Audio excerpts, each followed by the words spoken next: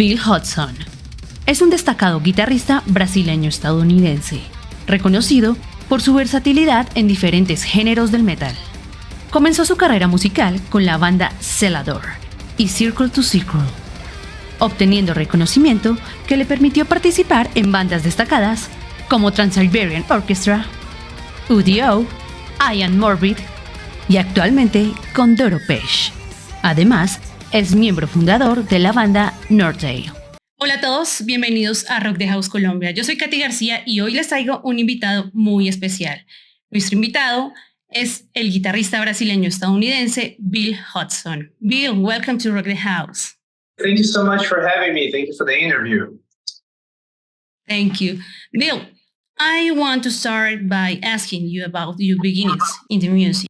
My beginnings in music. So yes. I was born in São Paulo, Brazil. And I didn't come from a musical family or anything. I can't remember how it really started. I just remember that, I always liked music. I wanted to do something. I wanted to be a singer or a guitar player or something. But what really sparked what came to be my career was the music video for November Rain by Guns N' Roses. But I'm old enough that I actually was, a little kid when that came out. It was on TV. It was all over TV, all over the world, even in Brazil, where I was from. I remember seeing the one scene where it is a helicopter shot where Slash is playing the guitar solo. And I remember being like, oh my God, this is the coolest thing I've ever seen in my life. This is just what I want to do. And that's still what I'm trying to do, it's still going back to that. So, I asked my parents for a guitar. I was around 10 years old, 11 maybe. Yeah, I got a guitar. I started taking lessons. My only teacher really was Kiko Loureiro from Megadeth and Angra. I took lessons from him for a few years when I was a kid, from like 12 years old or something. And I was, as I started practicing guitar, I started getting into heavier bands. And then after that, I was into a lot of technical guitar players, Satriani, Yngwie Malmsteen, Steve Vai, and stuff like that. Then I had a really proggy phase as a teenager when I was into Dream Theater. That was my favorite band, and I always liked power metal too, like Halloween, stuff like that. I got into it as a kid. But yeah, that's the beginning, it's me trying to emulate Slash, basically. And Kiko Loureiro that you mentioned thought you hoped to play guitar, didn't he? Yeah, he just left Megadeth. He was my first guitar teacher. The guy is one of the best guitar players in the world. And even back then, he was only 22 years old or something. And, he was already a very, very, very in-demand teacher back in Brazil. I was lucky enough to have a very good teacher from the get-go. Well, making a side note, and now we've mentioned Kiko, what is your opinion on this departure from Megadeth? It's hard to give an opinion because I don't have any kids. It all comes down to that. He left the band in order to stay home with his kids, which is something that I cannot relate to. I would never leave a gig like Megadeth, but I don't have a kid. I don't know. So, what I do know is this. Kiko has always done the best for his career. He's always been right, so if he took that decision, he must know what he's doing. I don't know. I wouldn't do it, but I don't have kids. Great. And regarding Megadeth, how true is it that your tattoos were an obstacle when you applied to join the band? It actually happened back. What happened was there was this show in Brazil. It was called Metal All Stars. And I haven't lived in Brazil in 22 years now, but I happened to be in Brazil for a vacation. And this Metal All Stars gig happened. And Gus G was supposed to play guitar. He didn't come. And then the promoters started calling people that could do the gig in Brazil. They called me and they called Kiko. And Kiko did... I believe he did Jet City Woman by Queensryche. I remember watching him do that. And I can't remember what the other song was. And I did Symphony of Destruction by Megadeth with David Ellison. I did Pull Me Under by Dream Theater with James LaBrie. On the next day, I saw that Megadeth had parted ways with Chris Broderick. And was it Chris Broderick? It was Chris Broderick, yeah. And so I hit up David Ellison, who I hadn't played with the day before. And I'm like, dude, get me this gig, please. And he actually said, I'm thinking about you for this, man. So and he asked me for a couple of videos. I recorded a couple of videos. We talked, but I never auditioned. I never went out there and played with Megadeth. But yeah, it didn't work. I heard from David Ellison that it was because I had too many tattoos, but I never heard that from Dave Mustaine. I never talked to Dave Mustaine. So, I don't know. But yeah, I did apply. I thought I was going to get it too, but I didn't. And going back to your musical career, how do you think the collaborations with different artists have strengthened you as a musician? I was a very schooled musician when I started, right? So I was like the kid that would sit and practice 12 hours a day. But I never had any experience playing live. And I really didn't have a whole lot of experience playing music that wasn't super technical. I was sitting at home practicing the Malmsteen songs, but I didn't know any Judas Priest riffs, you know what I mean? So, which is pretty basic for a guitarist to know.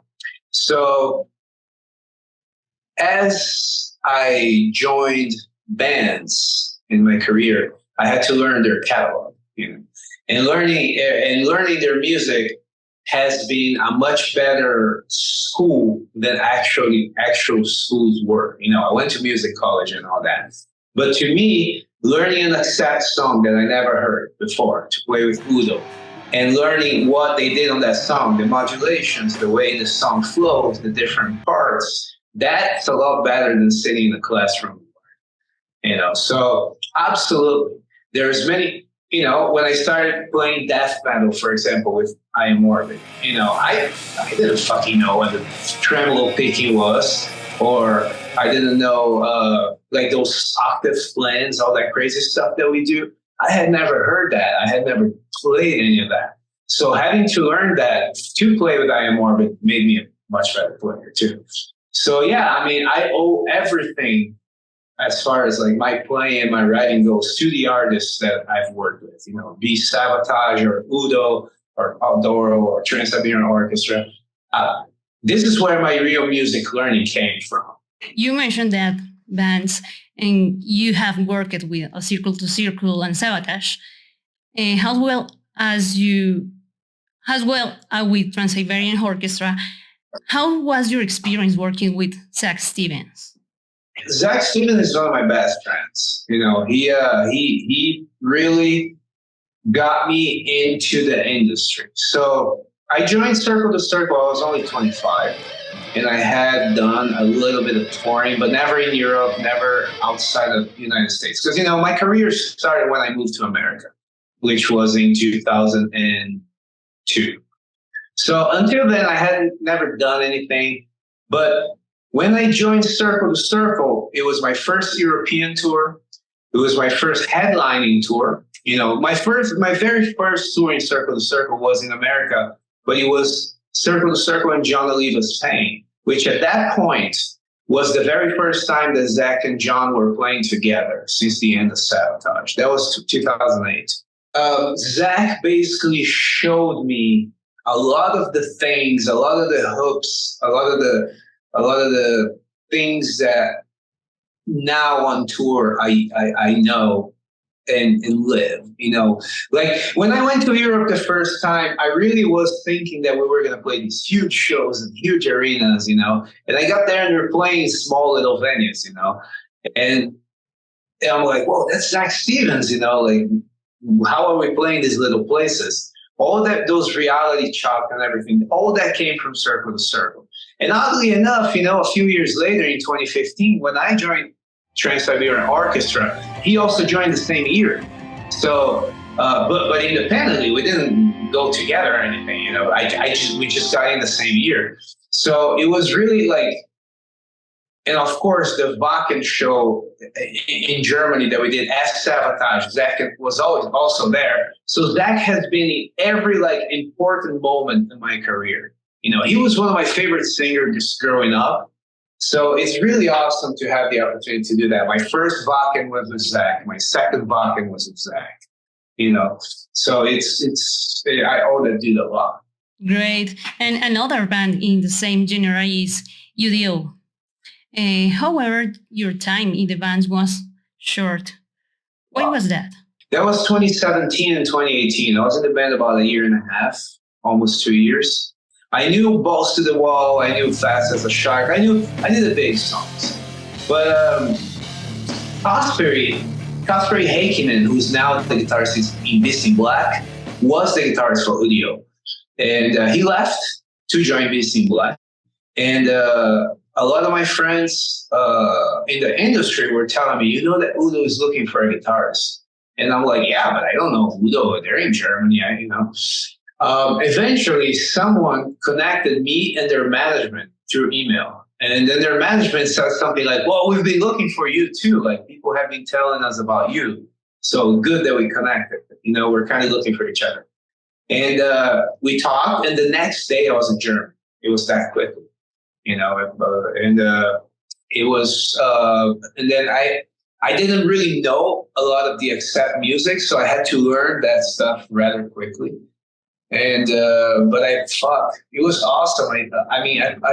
I played some places with U.D.O that I'm pretty sure that I'll never go back to. You know, we did like 14 shows in Russia. So it's not just Moscow and St. Petersburg. You know, we went to Siberia, Novosibirsk. We went to Eastern Russia, like Vladivostok, Khabarovsk, all these cities that they never see any foreign people, but they know U.D.O and accept music, you know. So we played a lot of amazing festivals. I made a lot of good friends.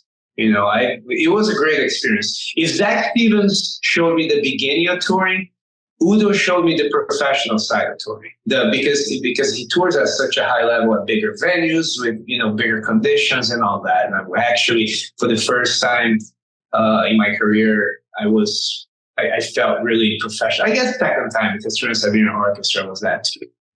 But yeah, I mean, U.D.O was amazing. It didn't work out, you know, but I'm still friends with him. I'm still friends with everyone in the band. And actually, the bass player, Tilen Hudson, who came after me in the band, is now in my band still. So, you know, we're still friends. It's all good. Amazing experience. And another artist, I love this question. You work with Doro, an iconic figure in metal, and I love her. It must have been unique experience. How was the collaboration process, and what did it mean to you? With Doro, it was very interesting because I was friends with the band members for a long time. Like we met back in 2012 or 2013, back when I was in Circle to Circle still. And me and Boss really hit it off, the other guitarist, who's really, really, really probably one of my best friends too. And we really connected. We really enjoyed hanging out together. And, you know, I ended up just staying in touch with them for years, but I didn't know Doro that well. I saw Doro once in a while, you know. But once I joined U.D.O's band, then one day I still remember it was not Graspop. It was an Alcatraz festival in Belgium. I saw Doro walk by, and I stopped her. I'm like, "Hey, Doro, my name is Bill. I just joined U.D.O's band." She's like, "Oh, that's cool. I saw you play," or something like that. And we took a picture. I still have that picture, you know. I took it just as a fan. And I mentioned to her, I'm like, I know all the guys in the band. They're really good friends of mine. And it's good to meet you and all that, you know. And then a few years later, like 2 years later, Chris Caffrey from Sabotage was supposed to play guitar for Doro at Prague Power USA. I think this is 2018 or something. No, it's earlier than that. Yeah, it's 18. Anyway, Chris got into an accident, right, like a week before the show. And so the TSO people called me and offered me if I wanted to play for Doro instead of Chris. And I said, well, that's perfect because I already know the band, but I had 4 days to learn everything. You know, they called me on a Monday and the show was on Thursday. And I had to learn all her material and fly out and play the show with no rehearsal, basically. But he was killer. She really liked me. And after that, they called me again when they went to Russia. Nora went to Russia because Luca was having a baby. So they called me and I went to Russia with them. I did that. And then this was crazy. During the pandemic, right before the pandemic, there was a festival in Sweden called House of Metal. And the headliner on the first night was Am Morbid, and the second night was Doro. But I wasn't in her band yet. I was just in Am Morbid. And I was there for Am Morbid. But because the coronavirus thing was starting and Luca couldn't fly from Italy, they arrived in Sweden short one guitarist. So they just asked me, do you want to play the show? I'm like, I guess. So I had to jump in and do that show for them too, right before the pandemic. And so after that, they just offered me the full-time gig. And Luca decided he didn't want to tour so much, and because of his child. And that's basically how it worked. Now I've been with Doro since 2018, so 6 years now. And how is she? She's amazing. She's exactly the way you see on the interviews in the magazines. Like, a lot of artists have a facade, the way that they talk to the press and all that, but she's not. I mean, she's the most beautiful human being ever. Like she's really, really, really a true metalhead who lives for the fans. Everything she ever does is for the fans. She doesn't give a fuck. It's really inspiring. And among these collaboration and many others, yet a name, which do you consider the most influential in your development as a musician? Oh, they're all different. It's hard to pinpoint because I learn different things from different artists, Like with Trans-Siberian Orchestra, fuck. I mean, those rehearsals are insane. We're rehearsing 12 hours a day, every day, going through parts. So like how to be meticulous and stuff like that for my own North Day rehearsals, I learned all that from the Trans-Siberian Orchestra. With Am Morbid, I learned how important it is to play rhythm guitar well, as opposed to just being a great lead player. Because, there's so many guitar players that worry about playing fast and showing off and all that. And I was like that too. But the truth is, doing that does not get you anywhere. It's just an ego thing, And being in Am Morbid and playing music that's so difficult, but it's not lead, it's not showing off, it's just difficult parts, have made me a much more disciplined guitar player, and also like the importance of respecting the material. Every time I join a band, the first thing I ask the artist is, do you want to hear the solos the way they record it, or can I play my own? Because I can do both. I'll go and play the solo just like it's recorded, or I'll do it my way. I do it my way with Doro. I play just like it's recorded with U.D.O. So everything is like a big bag of influences that come together in the end. It's very hard to pinpoint one or another. And you participated in the soundtrack for Metal Gear Racing. Now, wow, you did your research. Okay, that's cool. Yes. How was the creative process of composing music for a video game? There really wasn't much of a creative process because I didn't write music. I only performed. I was hired to perform guitar, but I was a little bit of writing because one of the songs had basically I was hired by the producer Logan Mader. For those who aren't familiar with Logan, he's done Five Finger Death Punch. He's done Soulfly. He is the guitarist in Machine Head. he's the classic guitarist in Machine Head too. And Logan and I work together a lot. He hires me to do stuff all the time. We do stuff together all the time. And he hired me to do this thing, but he didn't really tell me what it was. Like he just said, I have some songs, come and do it or whatever. And I basically got in the studio and I played the solos on the first song. And he was really happy with that. And then we got to the second song and he's like, well, but I don't have any guitar. So I had to come up with the guitar parts for that. But it was great. It was only 2 songs for that. And, but I had no idea. I never thought of playing a video game, So it's cool. I got the game just to hear myself play. My ego is huge, What would be your golden tip for staying authentic and successful in the ever-changing world of metal? There's many things. First of all, be flexible. Metal musicians aren't really flexible. Like one of the reasons that I am so successful in my career is because I play with different bands in different genres. There couldn't be anything more different than Doro and Morbid Angel, But at the end of the day, it's all music. It's all music. It's all a way to perform. Yeah, I'm playing the same guitar with the same 6 strings of both, So being flexible, being adaptable, always be on time. That's another very good thing, very important thing. So many musicians are lazy people, that's why they're musicians. So many musicians are lazy people. So, you schedule a rehearsal for 1 p.m. and they show up at 1:17 and they think that's okay. No, it's not okay. If it's for 1 p.m., you can arrive from 1 p.m. and earlier. 12:59, 12:58, 12:57, but not 1:03. You're late at 1:03. Musicians need to understand that. Also, another thing, and this may be the golden tip. Nobody cares about how fast you can play guitar. Nobody cares about how brutal your blast beats are. Nobody cares how much you can slap on the bass if you cannot play a simple groove. If you're a musician, you have to play in time and in tune. Once you can do those 2 things, then you can show off. Then look how fast I am. Look at my solo. That's cool. But play in time and in tune and play for the artist.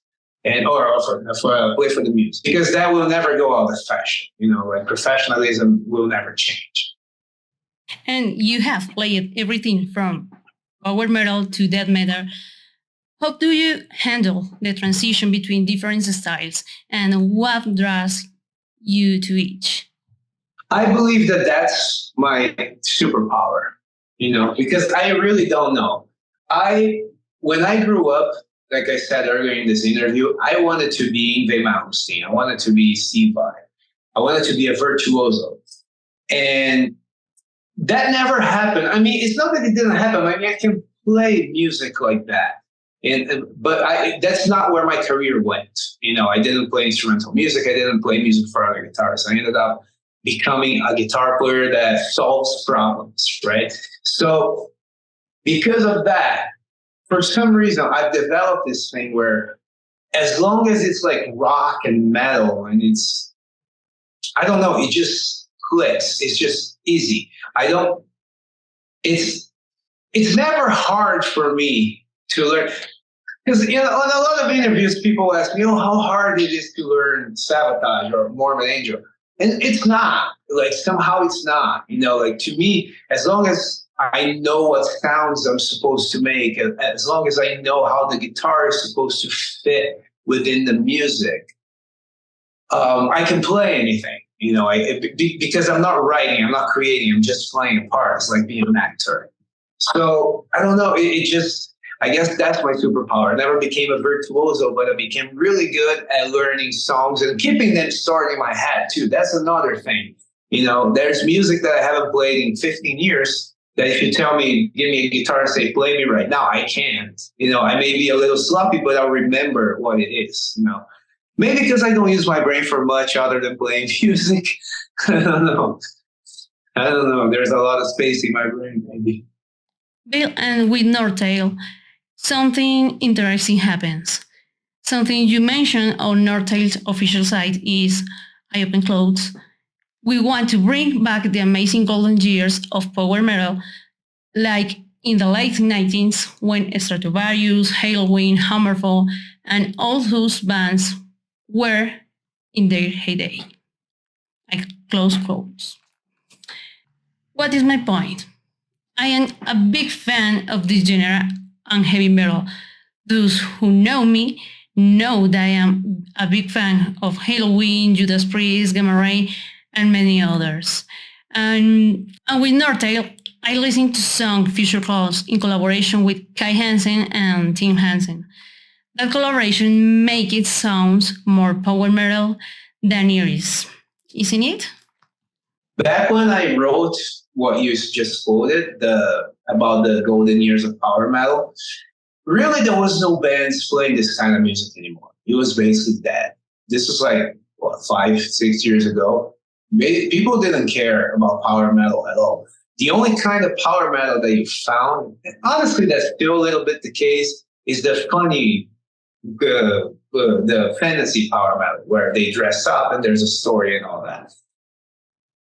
I didn't want to do that, but I did want to have a power metal band because I was so sick of the whole metalcore thing, or gent, or whatever the new flavor of the month metal was. Because to me, power metal, I mean, you're South American too, so you can relate to this. Power metal was huge in South America back in the 90s. You know, it was never big in the US. It wasn't back then, and it's not now. You know, so nobody ever gave a shit about power metal in the US. But, you know, with me, I had a career. I had a great career. I was playing with U.D.O. I was making money. Everything was working for me. But my power metal band never worked. So what I wanted to do with Nortail was to release an album that could have come out in 1996. You know, I didn't want to be modern. I didn't want to be cutting edge. I didn't want to reinvent the wheel. I just wanted to have some great power metal songs. And that's what I did. Now, Kai came on the second record. Kai, yeah, I mean, definitely. I think that's the father of power metal. It's his birthday today, by the way. Happy birthday, Kai. And I think Kai is the father of power metal. He created this whole thing, you know, and he's one of the nicest motherfuckers I know.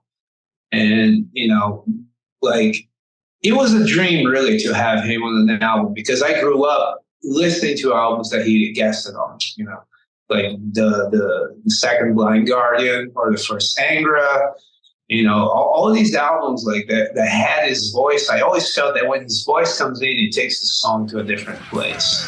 And that's exactly what happens on my song too. So yeah, I mean, it was fucking awesome.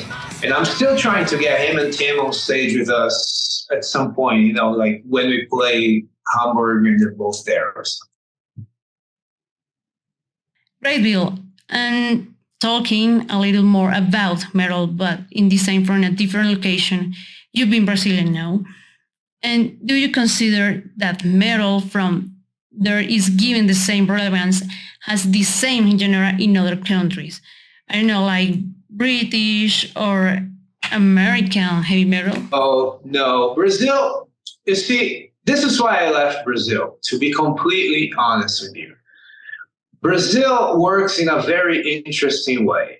So there's only two bands in Brazil that people care about. It's Sepultura or Angra. That's it. You're either an Angra person or you're a Sepultura person.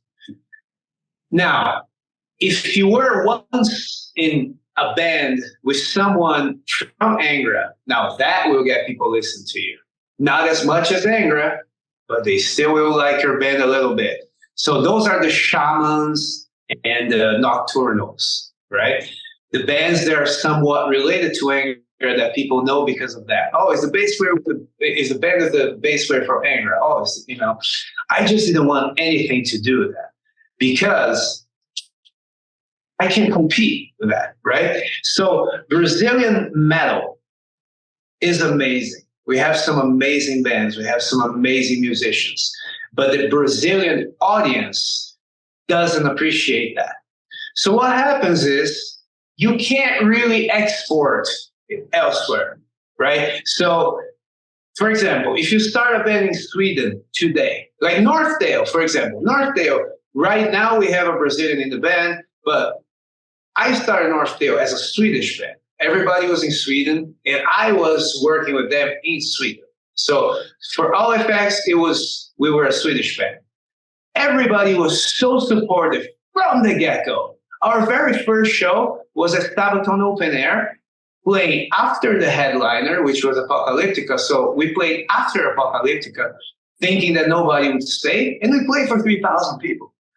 And because Swedish people support their own, inside of Sweden, the bands are bigger than outside. Like Sabaton today in Sweden probably sells more tickets than Iron Maiden inside of Sweden, right? Sabaton outside of Sweden is still pretty big, but they're not playing for 40,000 people. They're playing for 10,000 people, you know? So in Brazil, it's the opposite. So people don't want the Brazilian bands. However, bring anyone from America and they're there. America or Europe. South America, no, we don't care about that. We don't care about Colombians or Chileans or Argentinians. No, we want the colonizers. We want the blondes with the blonde with the blue eyes. We want the guy that looks like a Viking. That's how Brazil is. And in order to not deal with this bullshit, I decided to become American. And, you know, I was like, okay, so you guys only care about Americans or Europeans. Well, then that's what I'm going to do, you know? And I became American, and it didn't work exactly like that. I'm here in Brazil on vacation right now, and I can't go out in the street without people stopping me for an autograph. Now, if I never left Brazil, that would never work. Nobody would ever give a shit about me. And so, yeah, Brazil is a great market for international metal artists. It is a terrible place for their own metal. Now, that being said, we have the best bands. You know, I can mention bands from Brazil that are incredible that never got a chance. You know, Aquaria, my opinion, one of the best power metal bands that ever existed. Nobody gave a shit. Hybria actually went to Japan, did really well in Japan, played China, played Europe, is kind of cold in the US. Nobody gives a shit in Brazil. So yeah, I mean, that's how it is, you know, and that's why I don't live there. So sorry for the long answer, but that's the best way I can explain this. It's terrible. Well, yeah. What do you think is needed for good bands to be known, not only in Brazil, but also in Latin America? I think Latin American bands and musicians need to not be Latin American. You know, that's what I really think, you know. Like, I think that a Latin American band needs to start touring in Europe, you know, because Europe, and not the US either. The US is not a good place for a small band. The US is only a market after you're already kind of big. However, if you're a band from, let's say you're a band from Colombia, what I would do is I would go tour Europe on my first tour, you know, like just start there, because in Europe, you're an international band, you know, and then you come back to Colombia. Hey, we just toured Europe, you know. So I think it all starts with great music, though, right? Because a lot of people nowadays, because of how easy it is to do an album, are putting out some music. The truth is the market is oversaturated, you know. I get shitty music sent to me every day, you know, stuff with such low quality that back in the CD days couldn't happen because people had to actually pay money to do. You know, now it's free, so you have all this horrible shit. So first of all, you need great music, great material, great social media presence. That's the number one thing now. You know, and I honestly am working on that. Like I'm not great at it, but I think a social media presence is probably the most important thing. And for some Americans, that's exactly how you get to Europe. You know, you release a band, you have good social media. Soon enough, you're playing over there. Luck. This is very good for us because 15, 20 years ago, that wasn't the case. If you're born in Brazil, you're stuck playing in Brazil because it's fucking expensive to go anywhere else, right? Why would you waste all this money flying to Germany, if nobody in Germany knows your band? Well, now with social media, they can know your band. You can go there and play for them. So that's what I would do. Just don't be in South America. Just come back to South America after your band is big in Europe. After you've done some festivals, after you've done some touring, come back to South America as this big band that played in Europe. That's how it works. Yeah, it's true. Bill, okay, what projects are you currently working on? What can we expect from Bill Hudson in the near future? So this year, I intend on releasing a new North-Dale album. That's priority, right? I really need to, because our last album is from 2021. It's old. We have some touring. We're going out on tour in March with Leaves Eyes, Metalite, and Catalyst Crime in Europe. And then we come back to Europe for the festival Rock Castle in the Czech Republic in August. And I hope that we get back to Japan this year, but if it doesn't happen, then hopefully the year after. That's North-Dale. I have Doro. Doro has released a new album last year. Was it last year? Yeah, last year. And so now we're going to tour for it, right? The tour starts March 1st in, I believe, Berlin, Germany. And we have festivals, festivals this year. Because of Doro and Am Morbid, there's a couple of festivals that I'm playing with both bands. So I'm playing with both bands at Grass Pop. I'm playing with both bands at Tons of Rock in Norway. I'm doing quite a bit this year. A lot of touring with Am Morbid, a lot of touring with Doro, some touring with North-Dale, and a new album. Should be a very, very busy year. Great. Well, Bill, wishing you success in all your projects. The best energy from Rock the House, and thank you for being part of this space.